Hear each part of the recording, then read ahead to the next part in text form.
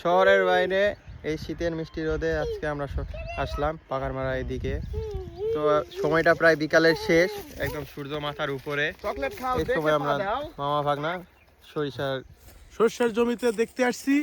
আর সর্ষের জমি দেখার পর মামা ভাগ্নে মিলে যা শহরে ভরা কাপ চা আর বিস্কুট খাবো, কিন্তু আজকে আমরা গ্রামে আসছি শুধুমাত্র সর্ষের জমি দেখার জন্য এবং আলুর জমি।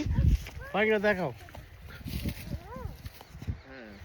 চারদিকে খালি হলুদ আর হলুদ হয়ে আছে, হলুদ আর সবুজে মিশ্রিত একটা সুন্দর পরিবেশ। পাশে আলুর জমি, ভাগ্নে আলুর জমিও আছে, দেখাও, সমস্যা নাই। মা ভাগ্নে আজকে বিকেলে আমরা আলুর জমি তো সবুজ হয়ে আছে। প্রাকৃতিক সৌন্দর্য দেখতে হলে আপনারা চলে আসুন পাকার মাথার পাশে এই ব্রিজটা, নাকি নাহিদ?